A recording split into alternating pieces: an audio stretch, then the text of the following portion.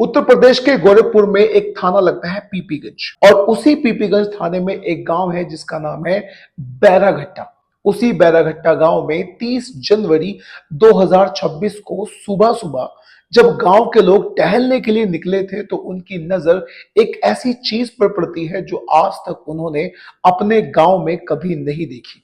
उनके गांव में एक पुल है और उसी पुल के पास उनकी नजर पड़ती है एक औरत की लाश पर। लाश के ऊपर एक भी कपड़ा नहीं था। उसके चेहरे को पूरी तरह से किसी भारी भरकम चीज से कुचला हुआ था। शरीर पर न जाने चोट के कितने सारे निशान थे। अब गांव के लोग इस सारे मंजर को देखकर थोड़ा सा घबराते तो हैं, लेकिन धैर्य रखने के बाद पुलिस वालों को फोन करते हैं और मौके पर वहां पर पुलिस पहुंच जाती है। पुलिस पहुंचने के बाद सबसे पहले उस बोरी को अपने कब्जे में लेती है और उसे पोस्टमार्टम के लिए भिजवा देती है। जैसे ही पुलिस पोस्टमार्टम के लिए भिजवाती है, अब सबसे पहली बात थी इस बात का पता लगाना कि आखिर वो लाश किसकी है। गांव के बहुत लोगों से बातचीत की जाती है, आजू बाजू के गांव वालों के लोगों से भी बातचीत की जाती है, लेकिन जब पुलिस वालों को किसी भी अंदाज में उस लाश के बारे में पता नहीं चलता कि वो लाश किसकी है, तो पास में लगे हुए कम से कम 30-40 कैमरों को पुलिस वाले खंगालना शुरू कर देते हैं। और सीसीटीवी कैमरों को खंगालने के बाद उनके सामने एक ऐसा राज खुलता है जिसे जिसने भी सुना उसने अपने दांतों तले उंगली दबा ली। अब सीसीटीवी कैमरे में पुलिस वालों ने देखा कि एक स्कूटी पर 3 लोग जा रहे हैं। उन 3 लोगों में से 2 औरतें हैं तो एक आदमी है।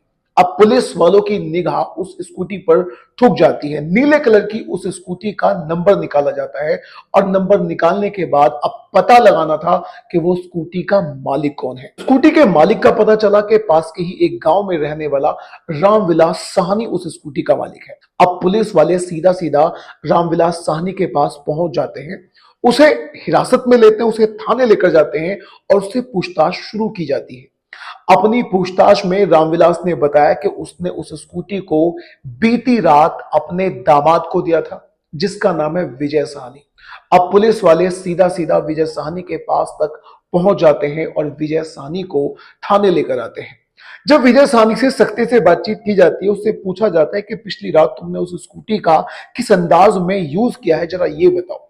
तो विजय साहनी एक ऐसी कहानी सुनाता है जिसे सुनने के बाद पुलिस वालों के भी रोंगटे खड़े हो जाते हैं। अब वो पुलिस वालों को एक कहानी सुनाता है और अपनी कहानी सुनाते सुनाते पुलिस वालों को 2012 में लेकर जाता है, जब वो मुंबई में रहकर एलआईसी एजेंट का काम किया करता था एक प्राइवेट कंपनी में। वहीं पर उसकी मुलाकात प्रिया शेट्टी नाम की एक लड़की से होती है।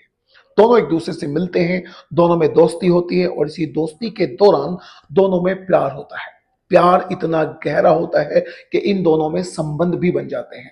अब ये दोनों एक दूसरे के साथ लिव इन रिलेशनशिप में रहना शुरू कर देते हैं। लिव इन में रहते रहते प्रिया शेट्टी को एक बेटा भी होता है और वो बेटा विजय साहनी का ही था। अब प्रिया विजय साहनी से बार बार शादी का दबाव डालती है, उससे बोलती है कि अब हमें एक बेटा भी है, हम एक दूसरे को इतने सालों से जानते भी हैं, अब हमें एक दूसरे के साथ शादी कर लेनी चाहिए।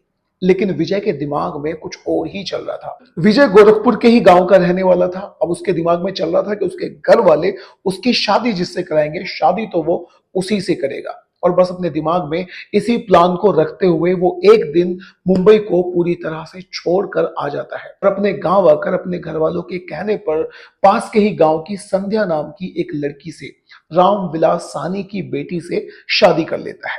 शादी के बाद उसको 3 बच्चे भी होते हैं। अपनी जिंदगी में वो बहुत अच्छे तरीके से जी रहा था, वो अपना काम भी कर रहा था, उसकी जॉब भी थी, लेकिन फिर उसके दिमाग में एक ख्याल आता है कि गोरखपुर में ना रहकर अपनी बेहतर जिंदगी के लिए, बच्चों की बेहतर जिंदगी के लिए मुंबई चला जाए। और वो अपने बच्चों को लेकर, अपनी पत्नी को लेकर गोरखपुर को छोड़कर मुंबई में चला जाता है। वहां जाकर नौकरी करना शुरू करता है, अपने बच्चों को भी एक अच्छे स्कूल में एडमिशन दिला देता है। फिर एक दिन लेट कर वो अपने घर में मोबाइल फोन चला रहा था और उसके इंस्टाग्राम पर एक वीडियो में एक लड़की आती है। उस लड़की को देखकर वो एकदम से पहचान जाता है कि ये तो प्रिया शेट्टी नाम की लड़की है। यानी प्रिया शेट्टी वही लड़की है जिसके साथ वो लिव इन रिलेशनशिप में रहा करता था, जो उसकी प्रेमिका थी, जो उसकी लवर थी, जिसे कुछ साल पहले वो छोड़कर गोरखपुर वापस आ गया था। लेकिन मुंबई आने के बाद तुरंत उसके सामने इंस्टाग्राम पर वो लड़की आ जाती है। उसे देखकर एकदम पहचान जाता है और उसे कांटेक्ट करने की कोशिश करता है और कांटेक्ट कर भी लेता है। वो उस लड़की को देखता है, प्रिया शेट्टी को देखता है, उससे मिलता है और उसे पता चलता है कि प्रिया शेट्टी अपना घर चलाने के लिए आजकल लोगों के घरों में बर्तन साफ कर रही है। उसे उस पर दया आती है और वो उससे वादा करता है कि आज के बाद अपने बेटे का जो भी खर्चा होगा या फिर तुम्हारा जो भी खर्चा होगा वो सारा का सारा खर्चा मैं अपने आप उठाऊंगा। इस वादे को तो कर देता है, लेकिन प्रिया शेट्टी के दिमाग में अब अचानक से कुछ और ही चलना शुरू होता है। वो उससे बोलती है कि तुमने शादी कर लिया मुझे पता है, लेकिन तुम एक काम करो, तुम उसे भी रखो और मुझे भी अपनाओ, यानी मेरे बेटे को भी बाप का नाम दो। मेरे बेटे के भी सारे खर्चे उठाओ जिस तरह से तुम अपनी पत्नी संध्या के तीनों बच्चों का खर्चा उठा रहे हो। लेकिन कहीं ना कहीं विजय को यह बात पूरी तरह से नामंजूर थी। अब विजय अपने घर पर रहकर कभी कभी प्रिया शेट्टी से बात कर लिया करता था। इसी बात की भनक उसकी पत्नी संध्या को भी लग जाती है। अब संध्या ने एक दिन प्यार से विजय से बोला कि जो लड़की है जो तुम्हें जानती है या जिसके साथ कभी तुम जिंदगी में लिव इन रिलेशनशिप में रहे थे, मैं उससे एक बार मिलना चाहती हूँ। विजय उससे, प्रिया शेट्टी से, उसको मिलवा भी देता है। लेकिन मिलने के कुछ ही दिन बाद संध्या ने इस सारी बात को अपने पिता से बता दिया। गांव में रहने वाले पिता, पीपीगंज के गांव में रहने वाले पिता को सारी बात बता दी। उसने बताया कि जो मेरे हस्बैंड है विजय, उनकी एक लिव इन रिलेशनशिप की पार्टनर है जिसको एक बेटा भी है और वो बेटा भी विजय का ही। और इस बात को सुनकर संध्या के पिता विजय साहनी ने इन तीनों को समझाया, यानी संध्या को और अपने विजय अपने दामाद को, इन दोनों को समझाया और इनसे बोला कि चिंता मत करो, तुम एक काम करो, प्रिया को लेकर गोरखपुर घूमने के लिए आ जाओ, बैठकर बातचीत करते हैं और जो भी इस बात का सलूशन निकलेगा वो सलूशन हम लोग निकाल लेंगे। क्योंकि अब विजय भी कहीं ना कहीं परेशान होने लगा था, उसकी भी समझ में नहीं आ रहा था कि वो क्या करे, क्योंकि उसकी खुद की पत्नी संध्या भी उसे परेशान करती थी और साथ ही साथ प्रिया शेट्टी भी उससे बोला करती थी, उसको बदनाम करने की धमकी दिया करती थी। उससे बोला करती थी कि अगर तुमने मुझे नहीं अपनाया, अपने बेटे को नहीं अपनाया या फिर मुझे भरपूर खर्चा जितने की इस बच्चे को अच्छे स्कूल में पढ़ाने की जरूरत पड़ेगी वो नहीं दिया, तो फिर मैं तुम्हें बदनाम कर दूंगी, पूरी सोसाइटी में तुम्हारी बदनामी हो जाएगी। बस अब इसी बात को दिमाग में रखते हुए विजय साहनी अपनी पत्नी संध्या के साथ और साथ में प्रिया शेट्टी को लेकर, ये दोनों मिलकर प्रिया शेट्टी से बोलते हैं कि कुछ दिन के लिए गोरखपुर चलते हैं और वहां जाकर घूमते हैं, मस्ती करते हैं। और बस इसी बात का बहाना बनाकर ये लोग गोरखपुर में प्रिया शेट्टी को अपने साथ लेकर आ जाते हैं। आकर सबसे पहले ये एक होटल में रुकते हैं, उस होटल में पार्टी करते हैं और कई सारी और भी जगहों पर घूमते हैं। फिर दिन आता है 29 जनवरी का। 29 जनवरी की रात को इन लोगों ने एक ऑटो हायर करा। उस ऑटो में प्रिया शेट्टी को रखा, यानी विजय ने प्रिया शेट्टी को लिया और साथ ही साथ अपनी पत्नी को लिया और रात को शराब की 8 बोतलें लेकर ये लोग चल देते हैं। सबसे पहले ये लोग पार्टी करते हैं, शराब पीते हैं, प्रिया को भरपूर शराब पिलाई जाती है। शराब पीने के बाद प्रिया ने बहुत ज्यादा हंगामा खड़ा कर दिया। वो बस एक ही बात की जिद लगा रही थी और वो जिद थी कि मुझसे शादी करो, संध्या को छोड़ो, मुझसे शादी करो और मेरे बेटे को अपनाओ, अपने उन 3 बच्चों को भी छोड़ दो। अब प्रिया को हंगामा करते देख विजय को गुस्सा आ जाता है। विजय ने गुस्से में प्रिया के ऊपर किसी भारी वस्तु से हमला कर दिया। जैसे ही वो उसे हमला करता है तो वो नीचे गिर जाती है और बेहोश हो जाती है। उसके सिर पर, या यूं कह लीजिए कि उसके दिमाग में इतना ज्यादा गुस्सा सवार था कि फिर वो अपने हाथों से प्रिया का गला दबाता है और जब तक दबाता रहता है जब तक प्रिया की मौत नहीं हो जाती।